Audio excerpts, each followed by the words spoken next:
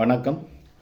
தாயத்தில் இருக்கிற தமிழ் மக்களுக்கும் புலத்தில் இருக்கிற ஒட்டுமொத்த தமிழ் மக்களுக்கும் போராளிகளுக்குமான நேர்காணல் இது. இன்று 11/2/2025 இன்றைய நேர்காணலே சொல்ல வந்த விடயம் என்னவென்றால், இப்போ தற்போது இலங்கையிலே நடைபெற்று கொண்டிருக்கிற பேசும் பொருளாக போய்கொண்டிருக்கிற அரசியல் நிலவரங்களை பற்றி என்ன சொல்கிற ஒரு தாயத்திலிருந்து விடுதலை புலிகள் கட்சி என்ற ரீதியிலையும், நான் ஒரு விடுதலை புலி போராளி என்ற ரீதியிலையும் மக்களுக்கு தெளிவூட்டல் விடயத்தில் தெளிவூட்ட வேண்டிய கடமையும் இருக்குது எங்களுக்கு. ஏண்டா இப்போ என்ன காரணம்னா, நாங்கள் அரசியல்வாதிகள் அல்ல. மீண்டும் மீண்டும் நான் சொல்கிறேன், நான் 2017 அரசியல் கட்சி ஒன்றை பதிவு செய்ய கொடுத்து நாங்கள் இன்றைக்கு 8 வருஷ காலமாக நாங்கள் இயங்கி வந்து கொண்டிருக்கிறோம். அதாவது நான் அன்றிருந்து இன்று வரைக்கும் சொல்கிற விடயம் என்னவென்றால், நாங்கள் அரசியல்வாதிகள் அல்ல, நாங்கள் புலிகள். நாங்கள் ஆயுதம் ஏந்திய புலிகள். இன்றைக்கு அரசியல் விடயத்துக்கு தள்ளப்பட்டிருக்கோம், நிர்பந்தம். அந்த நிர்பந்தத்தின் அடிப்படையில் தான் நாங்கள் இன்றைக்கு அரசியல் செய்கிறோம். அல்லது நாங்கள் அரசியலுக்காக வீட்டிலிருந்து எழும்பி வந்தவர்களும் இல்லை, எங்களோட பரம்பரை அரசியல்வாதியும் இல்லை. நாங்கள் எங்களோட அப்பா பாட்டம் போட்டி அரசியல்வாதியும் இல்லை. எங்களோட பரம்பரை நாங்கள் அதாவது சொல்லப்போனால் புலிகள் ஆயுத ரீதியாக மக்களுக்காக இன விடுதலைக்காக உயிரை அர்ப்பணித்து இன்றைக்கு யுத்தம் மௌனிக்கப்பட்டதுக்கு பிறகு ஜனநாயக நீரோட்டத்தில் நிர்பந்திக்கப்பட்டிருக்கிறோம். அந்த அடிப்படையில் நாங்கள் அரசியலை கையில் எடுக்காட்டி நிச்சயம் நாங்கள் புலிகள் என்ற அடிப்படையில் வாழையில இந்த நாட்டில் அரசியலால் தான் நாங்கள் வாழலாம். என்னென்னா அரசியலால் தான் எங்களோட விடயங்களை சிங்கள மக்களுக்கு நாங்கள் கொண்டு செல்லலாம், பார்லமெண்டம் ஊடாக உலகத்துக்கும் கொண்டு செல்லலாம். தனிப்பட்ட ஒரு மனிதனாக இருந்து நாங்கள் எதையும் சாதிக்க இயலாது. இப்போ நானும் ஒரு தனிப்பட்ட மனிதனாக புனர்வாழ்வு பெற்று நான் உண்டு என்ற வேலை உண்டு என்று சொல்லி நானும் சுயநலமாக நான் இன்றைக்கு இருந்திருந்தால் 8 வருஷ காலத்துக்கும் நானும் இன்றைக்கு வெளிநாட்டில் இருந்திருப்பேன். பெரும்பாலும் 190% வெளிநாட்டில் இருந்தவங்க, அல்லது இங்கே நான் ஒரு இனி இல்லைண்டமாக எனக்கு கீழே ஒரு 10 பேர் கட்டஸ் அட்லீஸ்ட் ஒரு 10 பேரையாவது வச்சு நான் ஒரு தொழில் வாய்ப்பை கொடுத்து நான் இன்றைக்கு ஒரு இனி இல்லைன்ற ஒரு வசதி வாய்ப்பாக நான் இருந்திருப்பேன். காரணம் என்னவென்றால், எல்லாம் தெரிஞ்சு வந்தவர்கள் நாங்கள். தொழில் ரீதியாக சகல ரீதியாகவும் தெரிஞ்சு எல்லாத்துலேயும் அனுபவப்பட்டு வந்தவர்கள் நாங்கள் புலிகள். என்ற இயக்கம் இருந்த காலத்தில் கூட போராட்ட காலத்தில் கூட நாங்கள் தொழில் ரீதியாக சகல விடயத்தையும் போராளியாக இருந்து கொண்டே நாங்கள் கற்றுக்கொண்டு வந்தவர்கள். அந்த அடிப்படையிலே நாங்கள் இன்றைக்கு வாகனங்கள் 1 2 இல்லை 2 3 வாகனங்கள் 10 பேர் ஆக்களை வச்சு ஒரு விவசாயமோ ஒரு பண்ணையோ தோட்டமோ என்னவோ ஒரு சிட்டியோ என்னவோ தொடர்ந்து ஒரு 10 பேருக்கு வேலை கொடுக்குற அளவுக்கு நானும் இன்றைக்கு இங்கே ஒரு செல்வந்தராக இருந்திருப்பேன். ஆனால் நாங்கள் ஆயுத போராட்டத்தில் விட்டுறாமல் ஜனநாயக ரீதியில் 2017 நாங்கள் எப்போ களமிறங்கினோமோ அண்டையிலிருந்து இன்றைக்கு வரைக்கும் எங்களுடைய தேசிய தலைவர் பாதையிலே நாங்கள் போய்கொண்டிருக்கின்றோம். என்ன காரணம்ண்டா, எங்களுக்கென்று சொல்லி நாங்கள் எதையும் சேமித்ததும் இல்லை, எங்களுக்கென்று சொல்லி எதையும் நாங்கள் தூர நோக்கத்தோட ஒரு பொருளாதாரத்தை வளர்த்ததும் இல்லை. எங்களோட நோக்கம் மக்கள், மண், இது ரெண்டும் தான். இதுக்காக நாங்கள் எங்களோட உயிரே அர்ப்பணிக்க போனவர்கள் இப்போயும் ஜனநாயக ரீதியில் அர்ப்பணித்து கொண்டிருக்கிறோம். எங்களோட உயிர் இன்றைக்கும் போகலாம், நாளைக்கும் போகலாம். ஏன்னா அரசியல் ரீதியில் நாங்கள் உண்மையை பேசுகிறோம். புலிகள் என்று சொல்லி இன்றைய தாயத்தில் துணிஞ்சு நின்று பேசுகிறோம். அதுக்கு ஒரு முதல் மதிப்பை கொடுங்க. முதல் இது இந்த மேலே தலைக்கு மேலே கடவுள் இருக்கிறார், அதுக்கு மேலே ஆண்டவர் ஆஞ்சநேயர் இருக்கிறார். ஆஞ்சநேயர் மேலே சத்தியமாக, மாவீரர்கள் மேலே சத்தியமாக, எங்களோட தலைவர் தேசிய தலைவர் மேலே சத்தியமாக, என் மீது அம்மா மீது சத்தியமாக நான் இதே சுத்தியோடு சொல்கிறேன், நாங்கள் புலிகள். நாங்கள் ஆற்ற கைக்கூலிகளும் இல்லை, ஆற்ற கட்டுக்கோப்புக்கு இருந்து இயங்குகிறவர்களும் இல்லை. எங்களை இதுவரைக்கும் யாரும் இயற்கையும் இல்லை. இந்த ஆஞ்சநேயர் மேலே சத்தியமாக என்னடா, புலத்திலையும் ஒரு சிலர் உதவி செய்கிறாங்க. அவர்களில் சுயநல போக்கோட உதவி செய்கிறாக்களை நான் அதிலிருந்து விலத்தி கொள்கிறேன். இல்லை எங்களுக்குள்ளே ஏதாவது ஒரு முருகல் நிலை அவங்களா ஒதுங்கி கொள்வாங்க. என்ன காரணம்னா, நான் இதே சுத்தியோட மாவீரர் கடவுள் என்ன வழி நடத்தி கொண்டிருக்கிறார். மற்ற மாவீரர்களில் அர்ப்பணிப்பு அவங்களோட தியாகம் என்ன வழி நடத்தி கொண்டு இருக்குது. ஆனபடியாக எனக்கு அந்த நல்லது கெட்டது சரியாக தெரியும். அதே டைமில் கெடுதல் நினைச்சி வாரார்கள், அவங்களா தான் ஒதுங்கி கொண்டு போகிறது. அது இயற்கை. அது இப்போ இந்த இன்றைக்கு நாங்கள் எங்கிட்ட பொருளாதாரம் இல்லை, ஆள் பலம் குறைவு, மக்கள் பலம் குறைவு, அரசியல் பலம் குறைவு, அரசாங்கத்தில் சப்போர்ட்டும் இல்லை, ஆயுத பலமும் இல்லை. அப்போ இப்படி இருக்க எங்களை என்னென்று எல்லாரும் ஏற்றுக்கொண்டு எங்களோட ஒத்துழைச்சி நிற்பாங்க. அப்போ நாங்கள் வெறுமனை ஒரு கொஞ்சம் பேர் நின்று நாங்கள் எங்களோட உரிமைக்காக ஜனநாயகத்தில் போராடி கொண்டு வரோம். இதே மாதிரி தான் எங்களோட தேசிய தலைவர் தனித்துவமாக நின்று தான் ஆயுத ரீதியாக போராடினவர். அதே டைமில் அந்த டைமில் எங்களோட தேசிய தலைவருக்கு ஆயுத பலம் இருந்தது, பண பலம் இருந்தது, ஆக்கள் பலம் இருந்தது, அரசியல் பலம் இருந்தது. உலகெங்கும் பேச்சுவார்த்தை கூப்பிட்ற அளவுக்கு எங்களோட தேசிய தலைவர் அரசியல் பலமும் இருந்தது. அரசாங்கம் பேச்சுவார்த்தைக்கு வந்ததும் அரசியல் ரீதியாக தான். ஆணையரை விழுந்த உடனே அரசியல் ரீதியாக தான் இதே ரணில் விக்ரமசிங்க பிரதமராக இருந்தவர், சந்திரிகா குமாரதுங்க அவர்கள் ஜனாதிபதியாக இருந்த நேரத்தில் 2002 ஆணையர் தளம் விழுந்ததோட அவங்க பார்த்தாங்க புலிகளை இனி அழிக்கலாம், ஆயுத ரீதியாகவும் நாங்கள் அழிக்கலாது என்று சொல்லி ஒரு பேச்சுவார்த்தைக்கு வந்தாங்க. அரசியல் ரீதியாக அரசியல் பலம் எங்கிட்ட இருந்தபடியாக. அப்போ அந்த டைமிலே அவ்வளோ பலவும் வச்சிருந்த எங்கட தேசிய தலைவருக்கு துரோகம் செய்து அழித்தவர்கள் எம்மவர்கள். எதிரியலை விடுவோம், எம்மவர்களை சொல்கிறோம்.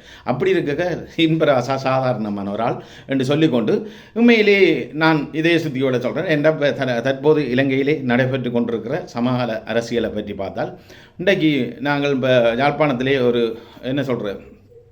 ஒரு குழப்பகரமான விடயங்கள் போய்கொண்டிருக்கு.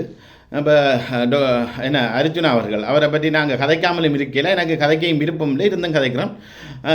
டாக்டர் அர்ஜுனா அவர்கள் அவர் கோமாளித்தனமான சில விடயங்களை வெளியில் கக்கிறபடியாக மக்கள் மத்தியில் ஒரு பீதியும் பிரச்சனையும் போய் கொண்டிருக்கு. இப்போ மலைய மக்களை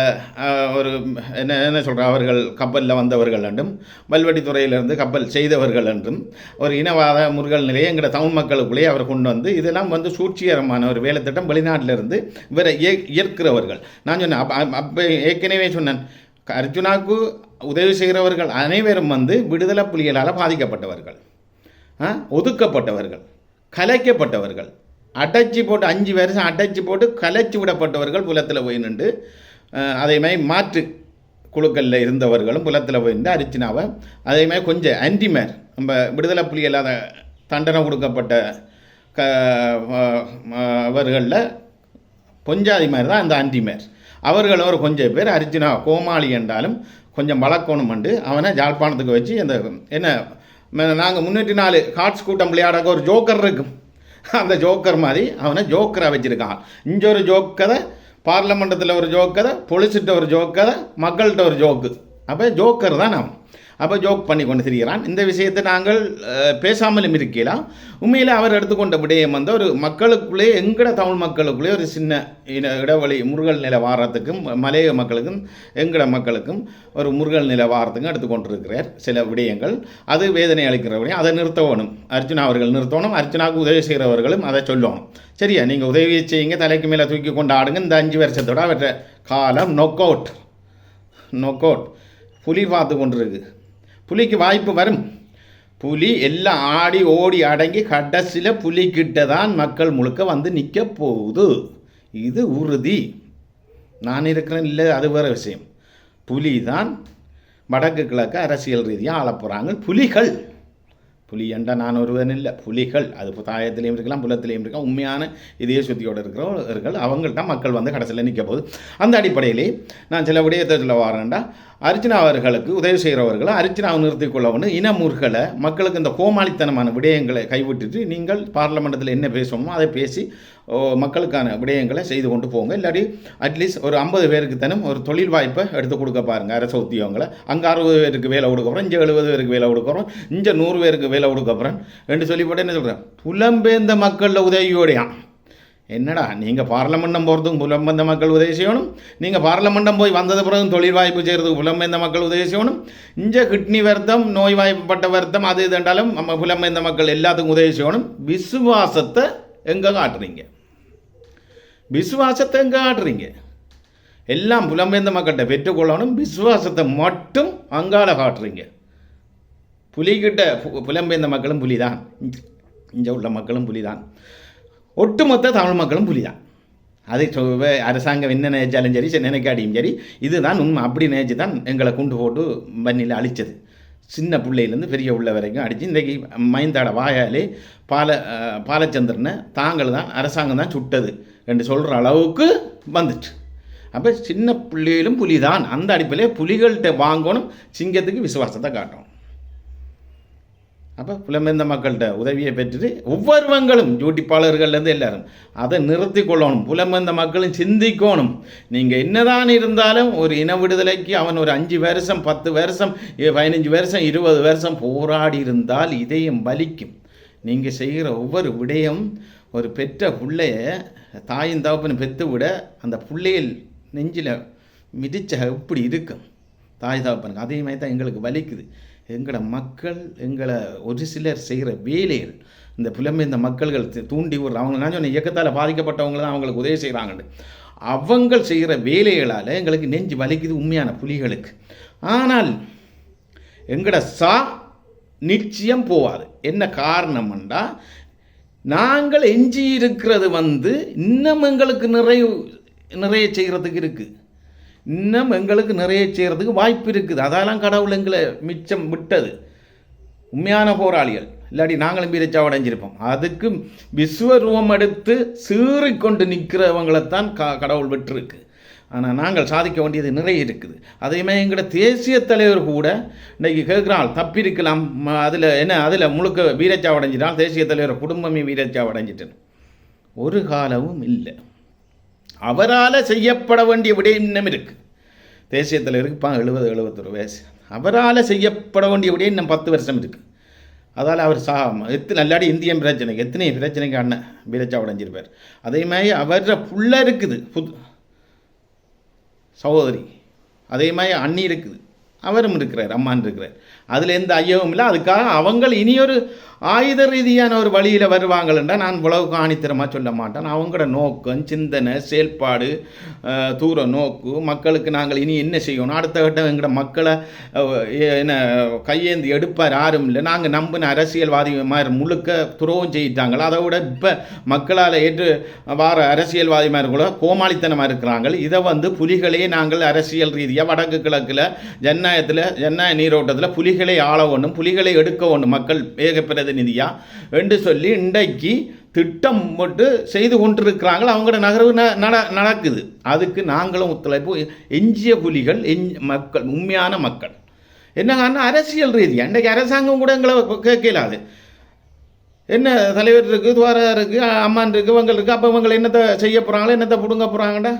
புடுங்குறல்ல ஆணி, புடுங்குறல ஆணி அடிக்கிற உச்சியில் கொண்டு சுத்தியலால் அடிக்கிற ஆணி. நீ அரசியல் ரீதியாக அடித்தா எங்கெல்லாம் படிக்கும் அந்த ஜனநாயகத்தில். எங்களுக்கு அப்படித்தான் புனர்வாழ்விலே சொல்லப்பட்டது. இனிமேல் நீங்கள் எதுவுமே பிடுங்க இயலாது. வெளியில் போய் ஆயுத ரீதியாக எதுவும் பிடுங்க இயலாது. இராணுவ அதிகாரிகள் எங்களுக்கு படிப்பிச்சு புனர்வாழ்வு சொன்னேன். அரசியல் ரீதியாக வெளியில் போய் நீங்கள் என்னத்தையாவது வாயால் கத்தி ஜனநாயக ரீதியாக பார்லமெண்டம் போய் கத்தி தமிழீழத்தை பெற்றுக்கொண்டாலும் எங்களுக்கு எந்த பிரச்சனையும் இல்லைண்டு எத்தனை இராணுவ தளபதி மேலே எங்களுக்கு வந்து படிப்பிச்சாங்க. நாங்கள் ஏற்றுக்கொண்டோம். சரி, ஓகே. ஆயுதம் தலைவரால் வைக்கப்பட்ட ஆயுதம் போயிட்டு இனி அரசாங்கம் சொல்கிற மாதிரி நாங்கள் ஜனநாயகத்தில் இறங்கித்தான் இப்போ கத்துறோம்.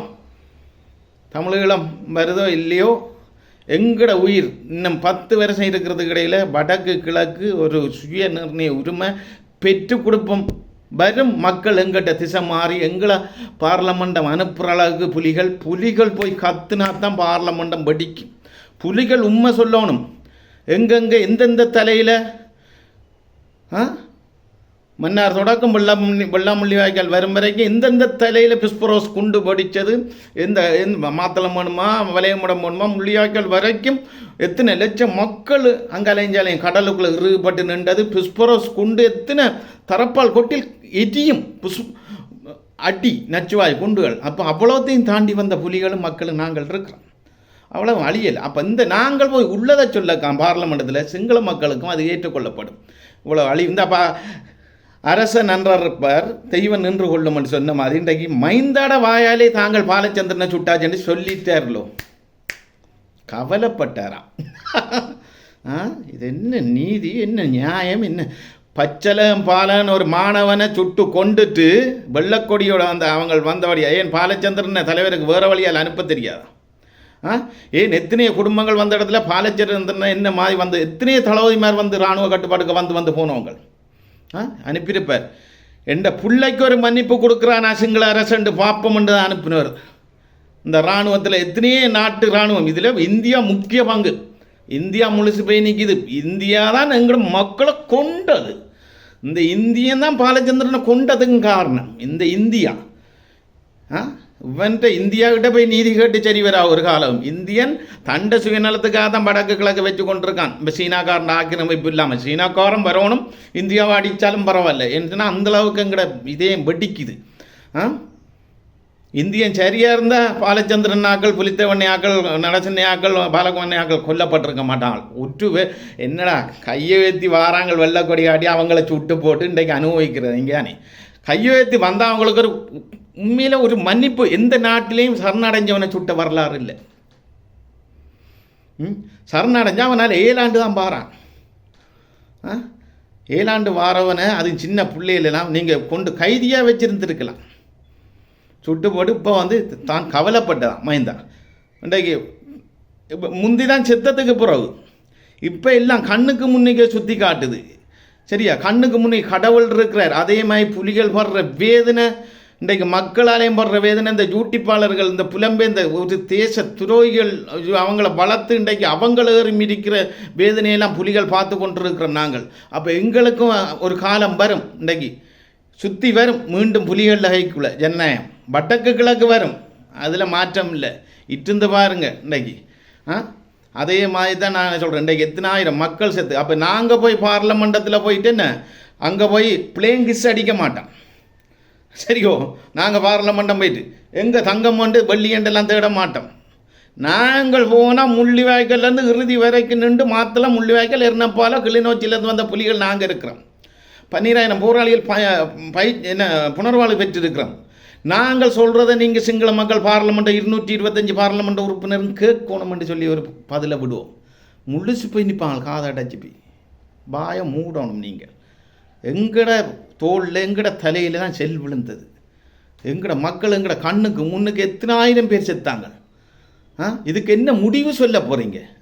இந்த அப்போ சரி, ஓகே, நான் பாரு அரசாங்கத்தில் விடயத்தை தான் இப்போ நான் கதைக்க வந்தது. என்னென்றால் இந்த நான் உள்ள சொல்கிறேன். இன்றைக்கி சணல் போ இன்றைக்கி வசந்தண்ணையாக்களை கையை கட்டி திருவண்ணாமலை மாவட்ட தளபதி மாற அந்த பங்கர் அதாவது கிடங்கு இதால் டோசரால் கிண்டி அவங்கள அதில் வச்சு சுட்டு போட்டு அப்படியே மூடுறதுக்கு வச்சுருக்கிறான் ஒரு கொஞ்சம் பேர் சின்ன பொடியங்கள் எல்லாம். அப்போ அது நாங்களா புலிகளாக நின்று வீடியோ எடுத்தது இல்லை யாரு நின்று வீடியோ எடுத்தது? அதில் உள்ள இராணுவ அதிகாரி யாரோ ஒருவன் தான் எடுத்திருக்கான். அதே பாலச்சந்திரனை வச்சிருந்து பிஸ்கெட் கொடுத்து பிஸ்டலால் 3 படி நெஞ்சில் பிஸ்டல் படி. அது என்ன க்ரோஸ் ஃபயரிங்க? க்ரோஸ் ஃபயரிங்கண்டா எப்படி தெரியுமா? க்ரோஸ் ஃபயரிங் தெரியுமா? க்ரோஸ் ஃபயரிங் சண்டை நடந்து போக்க எங்கேருந்து வந்து விடுறியா? க்ரோஸ் ஃபயரிங் முன்னுக்கூட்டு அதான் க்ரோஸ் ஃபயரிங். என்ன இந்த ஃபுல்லாக சண்டைக்கா போனது இல்லை? சண்டைக்கு க்ரோஸ் ஃபயரிங்கா மைந்தா சொன்னாரன். க்ரோஸ் ஃபயரிங் தலையில் வடிக்க போகுது அவருக்கு. ஆனவடியாக அவருக்கு நாங்கள் ஜனநாயக ரீதியாக கதைக்கு நாங்கள் உள்ள கதைக்கு வலிக்கிட்டோம். ஆனவடியாக அந்த புள்ளையே பிஸ்டலால் சுட்டது கோட்டப்பாயா பாதுகாப்பு செயலாளராக இருக்குங்க. பாலச்சந்திர மாணவனை நெஞ்சில் 3 படி பிஸ்கெட் கொடுத்து அதே மாதிரி இசைப்பிரியா எத்தனை பேரை கெடுத்து கொண்டுங்க, எத்தனை புள்ளையில். அது மட்டும் இல்லை, ரமேஷனே வங்கருக்க வச்சு விசாரிக்கிறீங்க, அதுக்கு பிறகு சுட்டுக்கொள்கிறீங்க. அப்போ இதெல்லாம் ஆறு எடுத்த இராணுவம் தானே எடுத்து வெளியில் விட்டோம். முதலாவது இதை வெளியில் விட்ட இராணுவத்தை பிடிங்க. ஏன் மற்றாக்களை சொல்கிறவங்களை நீங்கள் பிடிக்க போகிறீங்க? இப்படியெல்லாம் கதைக்கிறேன். உங்களாக்கள் தானே வெளியில் விட்டுருக்கான் சணல் போ. இராணுவம் தானே ஆக்குள்ள நின்றது. அப்போ இராணுவ அதிகாரி மாதிரி தானே விற்றுருக்குறாங்க வீடியோ எடுத்து. வரும் எந்த இதாக இருந்தாலும் வெளியில் வரும். கடவுள் என்ற தீர்ப்பு, கடவுள் தீர்ப்புக்கு அழியாது. எங்களோட மாவீரர்களில் தியாகம் சும்மா இல்லை, மாவீரர்களில் தியாகம்தான் இன்றைக்கு நின்று வேலை செய்து எல்லாரையும். இந்த கோமாளித்தனமான ஆக்கள் எல்லாம் இப்போ இன்றைக்கு பார்லமெண்ட் அனுப்பினது மாவீரர்களில் தியாகம் என்றால் மக்களால் அவங்கள் எல்லாரும் இந்த தமிழ் தேசிய கூட்டமைப்பில் இருந்த ஆக்கள் ஒதுக்கப்பட்டது போல, ஏனைய கட்சிகள் எல்லாம் ஒதுக்கப்பட்டு நிராரவாணியாக நிற்கிறது போல இந்த கோமாளி கோஷ்டிகளையும் கொஞ்சம் பேர் அனுப்பி இது மக்களால் ஒதுக்கப்பட்டதுக்கு பிறகு புத்துயிர் பெறப்போகுது. இது புலிகள் புத்துயிர் பெற்று வரப்போகுது. ஜனநாயகத்தில் புலிகள் தான் இனி புத்துயிர் பெற்று, புலிகளை மட்டும்தான் மக்கள் ஏற்றுக்கொள்ள போகுது. புலிகள் மட்டும்தான் இந்த நாட்டுக்கு உருத்தானவர்கள், ஜனநாயகத்துக்கு மக்களுக்கு தேசியத்துக்கு உருத்தானவர்கள் என்று சொல்லி மக்கள் ஏற்றுக்கொள்கிற காலம் மிக விரைவில் இன்னொரு 5-6 வருஷத்தில் வந்துடும் நிச்சயம். அந்த கட்டம் வரும் வரைக்கும் நாங்கள் பொறுமையாக தான் இருக்கிறோம், பார்த்து கொண்டு தான் இருக்கிறோம். அதுக்காக கதைக்காமல் இருக்கையில் கதைச்சி கொண்டு தான் இருக்கணும் சில விஷயங்களை. அதே மாதிரி உண்மையிலே இப்போ சில விடயங்கள் இப்போ அனுர அரசாங்கத்தை பற்றி நாங்களும் கருத்துப்பாடு இருந்தாலும் அவர் சிங்கள ஆட்சியாளர் ராஜா ஆண்டாலும் ராமணன் ஆனாலும் சிங்களவர் தான் இருந்தாலும் அவர் சில நன்மையை செய்கிறார்ன்றது இப்போ எங்களோட திட்டத்தில் தெளியுது. என்னென்னா எல்லாருக்கும் பேதி பிடிச்சிருக்கு. இதில் என்ன காரணம்னா அனுரா இப்போ அவருக்கு டைம் காணாது, இப்போ தான் வந்து. ஏன்னா நாங்கள் அதுக்காக அனுராய்க்கு சப்போர்ட் இல்லை. நான் புலிகள், நாங்கள் புலிகளுக்கு தான் சப்போர்ட், மக்களுக்கு தான் சப்போர்ட். ஆனவுடைய நீதி நியாயம் உண்மையை சொல்ல வேண்டிய கடமை இருக்காதான் அரசியல். ஆனவுடைய நாங்கள் இப்போ கருத்து கணிப்பிடும் பார்த்ததில் அனுரா வந்ததுக்கு பிறகு முழு ஊழல்வாதிக்கும் பயம் பிடிச்சிருக்கு. மைந்தா குடும்பம் திண்டாடி மைந்தா வாயால் சொல்கிற அளவுக்கு இருக்குது. பாலச்சந்திரன் நாங்கள் சுட்டேன்ட்டு பாலச்சந்திரனை சுட்டா அவர்கிட்ட தம்பி கோட்டபாயா பாதுகாப்பு செயலாளர், அதுக்கு கீழே இருந்த சரப்பொன்சியா, எத்தனை பேர் இருக்கிறாங்க தளபதிமார், இன்றைக்கு இராணுவ தளபதிமார். அவங்களோட கட்டளையின்படி தான் சுடப்பட்டது. ஆனவடியாக இப்போ விளங்கிக்கொள்ளணும். இன்றைக்கு எல்லாம் தீர்ப்பு வந்துட்டு ஆனவடியாக இவங்கள் இப்போ என்னென்ன இவங்களை லஞ்சத்தில் பிடிச்சி போட இவங்களோட உண்மையெல்லாம் கக்க வேண்டிய நிலைமை வருது வெளியில். அதே மாதிரி காகங்கள் முழு கூட்டங்களும் எதிர்கட்சியோட ஒன்று சேர்ந்துருக்காண்டே பார்த்தேன். ரிசார்ட் பதுருத்தீன் அவர்கிட்ட 3000 கோடிக்கு மேலே இருக்குது. அங்கால என்ன அடைக்கலானாலும் சரிதான் அவங்கெல்லாம் இப்போ எதிர்கட்சியோட போய் சேர்ந்து இப்போ ரணில் விக்ரமசிங்கெல்லாம் நிற்கிறாங்க. நாங்கள் ரணில் விக்ரமசிங்கே கிட்ட போனது ஒரு உடன்பாடு 5 கோரிக்கை வச்சு நாங்கள் அரசியல் கைதியை விடுதலை செய்யணும், 3000 பேருக்கு எங்களோட தொழில் வாய்ப்பு தரணும், விடுதலை புலிகள் 12000 பேருக்கும் பாதுகாப்பு தரணும், மாநசவ முறைமைக்குள்ள விடுதலை புலிகள் புனர்வாழ்வு பெற்ற போராளிகளுக்கும் அவங்களுக்கும் ஒரு அரச தொழில் வாய்ப்புகளை கொடுக்கணும் என்று சொல்லி 5 கோரிக்கை வச்சு தான் நாங்கள் மற்ற வெளிநாட்டில் உள்ள விடுதலை புலிகளும் வந்து போகணும் இந்த நாட்டுக்கு என்று 5 கோரிக்கை வச்சு தான் ரணில் விக்ரமசிங்கைக்கு நாங்கள் ஒரு ஆதரவு கொடுத்த நாங்கள் வென்றிருந்தால் ஒரு 3000 பேருக்கு வேலை வாய்ப்பு தந்திருப்பார், 12000 போராளிகளுக்கு தொழில் வாய்ப்பு தந்திருப்பார், வெளிநாட்டில் இருக்கிற புலிகளும் இங்கே பிரச்சனை இல்லைன்னு வந்து போகிற அளவுக்கு எங்களால் இருந்திருக்கும். சரி, அது வேறு விஷயம். அது இப்போ எங்களோட தேசிய தலைவரும் ரணிலோட உடன்பாடு வச்சவர் தான் 2002 ரணிலோட சைன் வச்சவர் 2002 பேச்சுவார்த்தைக்கு. அது ஆனபடியாக அது அரசியல். நாங்கள் இப்போ இந்த அனுரை இருக்குது, நாங்களும் ஒரு 5 உடன்பாட்டோட போய் அனுரோட பேச்சுவார்த்தை வச்சு அவரை ஏற்றுக்கொண்டால் நாங்கள் ஆதரவு தெரிவிக்கத்தான் போகணும். அதான் அரசியல், அதான் இந்த நாட்டில் சட்டம். ஏன்னா இப்போ உடன்பாட்டோட போய்த்தான் நாங்கள் சிலதை பெற்றுக்கொள்கிறோம். அது அரசியல். அதுக்காக எங்களோட உரிமைகளுக்கல்ல. நாங்கள் புலிகள் இல்லை, உங்களுக்கு காட்டித்தாரோம் கூட்டித்தாரோம் அதை செய்கிறோம். எல்லாம் முடிஞ்சிடா, எல்லாத்தையும் படம் முடிச்சு போட்டு தானே எங்களை கொண்டு வெறுமனை விட்டுருக்குறீங்க எல்லாரும். இப்போ சொல்கிறீங்க அவனுக்கு ஆதரவு தெரிவித்தேன், உடன்பாட்டோட ஆதரவு தெரிவிச்சு. நாளை தலைவர்கிட்டையும் கேட்பீங்க ரணிலோட ஒப்பந்தத்துக்கு போனீங்கன்னு. இலங்கை அரசாங்கத்துக்கு சண்டை பிடிக்கிறேன், இலங்கை அரசாங்கத்தோட ஒப்பந்தத்துக்கு போனபடியாக தான் வெளிநாட்டில் பேசினேன். அதே மாதிரி நாங்களும் இலங்கை அரசாங்கத்தோட ஒரு ஒப்பந்தம் உடன்பாடு வச்சு போகலாம். நீங்கள் இன்றைக்கு மக்கள் எல்லாம் வாக்களித்தது என்ன உடன்பாடு வச்சிங்க? அரசியல் கைதியை விடுதலை செய்ய சொல்லி உடன்பாடு வச்சுனீங்களா? இல்லை காணா போனாக்களுக்கு தீர்வா? இல்லை அபகரித்த காணியெல்லாம் விடுதலை செய்ய சொல்லி உடன்பாடு வச்சுனீங்களா? சும்மா தானே வாக்களிச்சினீங்க. நாங்கள் உடன்பாட்டோட போனாங்க. எங்கிட்ட கேட்டிருக்காங்க சிலவங்கள் அந்த யூடியூப்பை பார்த்து, என்ன இம்பராசா ரணிலுக்கு ஆதரவு தெரிவித்தேன். ரணிலுக்கு ஆதரவு தெரிவித்து ஊடகத்திலே பப்ளிக்கை சொல்லியிருக்கிறேன். 5 கோரிக்கையோட அமைச்சினாங்க. கோரிக்கை நிறைவேற்றப்படாமல் இருந்தால் எதிர்ப்பாக நாங்கள் தான் இறங்கியிருப்போம் அவருக்கு எதிராக. அதே மாதிரி தான் இப்போ நாளைக்கு அனுரோடைய சில நேரம் நாங்கள் உடன்பாடு வைக்கிற கட்டம் வருத வரையிலே அது தெரியாது, அது இருக்கட்டும்.